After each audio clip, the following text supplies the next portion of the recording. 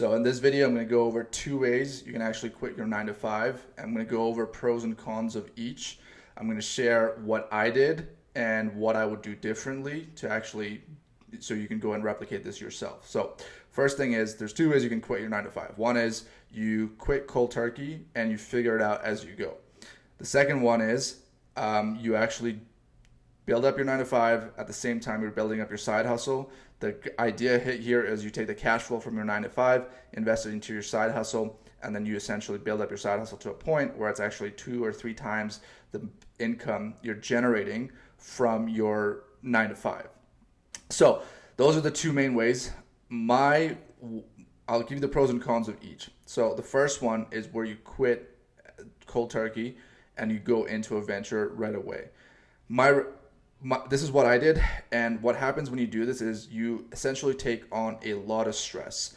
And when you do this, you must have at least a year, ideally 2 years of savings in your savings account, so you don't screw up. The main goal you're trying to do is when you quit your 9 to 5 job is that you never have to go back. That is your main goal. And the reason it is also, even if it's not your main goal, is a problem is because once you get a taste of freedom, once you get a free taste of what it is like without a 9 to 5, you're really going to be unable to work for anybody else ever again. So it's going to be a mental barrier as well as a financial barrier to go back into the 9 to 5. So your main goal when you quit 9 to 5 is to make sure that you never ever want to have to go back again. And to do this, if you do the cold turkey quit route, you should have at least savings of 1 to 2 years, ideally 2 years. And the reason I say 2 years is because when you go into business, when you go start whatever venture you're going into, you're going to have to invest heavily into it. There's going to be coaching programs you buy, courses, softwares, lead lists, whatever it is. You're going to pay for referrals, you're going to pay for connections. Those things add up and your savings will deplete faster than you think it is. So that's one of the things that I didn't know, and I had to really, really go into the trenches to come out of it.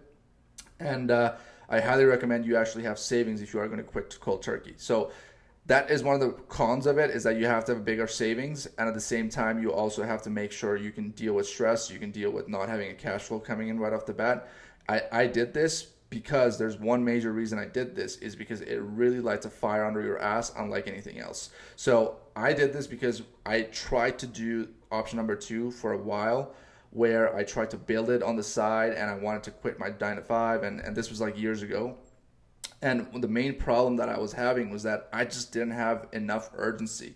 I just saw week after week go by, month after month go by, year after year go by. I was building my side hustle, but I wasn't seeing much progress with it.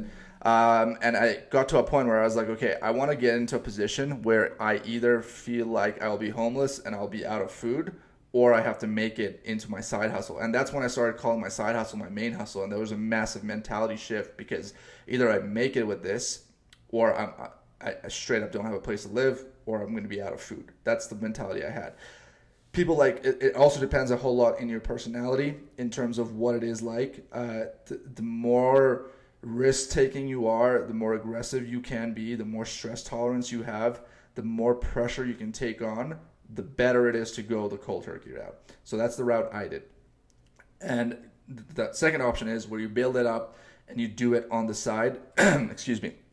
The problem with this, I'm going to go with the con with this. The problem with this is what I just outlined. It's very, very difficult to actually have the drive consistently when you have cash flow coming in. And it goes back to personality. If you're that type of person who has that mentality, you will actually do just fine with this, where you can focus on 2 different things at the same time. Your growth will be just about fine. The main thing to notice over here is that you really make sure you allocate the maximum amount of budget you can from your 9 to 5 into your venture that you're going into. And your goal should be literally to work the least amount possible in your 9 to 5 to keep your performance level same, and then invest every little amount of time into the side thing. And what you should really do is, with a time frame in mind, is like, okay, this is 1 year I'm giving myself, or 6 months I'm giving myself. I'm going to exit my 9 to 5 by building this up to this certain amount of revenue so that I can quit. And if you can do this, it's actually much more stress-free, it's much more relaxed, and it's very difficult to do because you don't have that fire under your ass.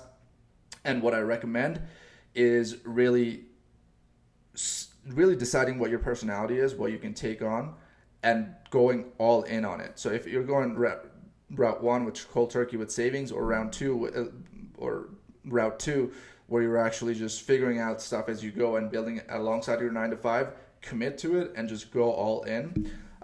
So that's that. Those are the two main ways you can go. My biggest regret was I didn't have enough of a savings when I first started. So I didn't realize how cash intensive it was going to be, and I actually ended up running out of savings sooner than later. But it turned out to be great because it's lit a bigger fire under my ass, and I went up after bigger and bigger deals, and I ended up making it.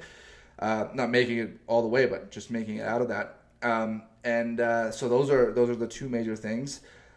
The real thing that you guys need to understand is when you're quitting the 9 to 5, you are taking a life of extreme risk, volatility, stress, and pressure. So it's more so being able to deal with those things rather than just having cash flow, because the cash flow will come once you're able to deal with these things, do the actions that you're supposed to do on a regular basis, and then the cash flow is a byproduct. You're not gonna just go to the cash flow or what equity, whatever you're trying to build. So those are the two main routes you can go. I highly recommend, if you can save up a lot of cash and quit cold turkey, you'll be able to focus like nothing in your life matters, because that's the only thing that matters, and you'll see progress much faster. I've had friends who's still trying to quit their 9 to 5, and they started way before me, and I was able to quit way before and sustain for hopefully for the rest of my life the way it's going. And I highly recommend you do the same if you can. So hopefully this video was helpful. Someone requested this video, and if you have any requests, drop comments below. I'm going to try to make as many of these videos as possible. So like, comment, subscribe. If you can share, that would be really good. Anyways, talk to you guys soon.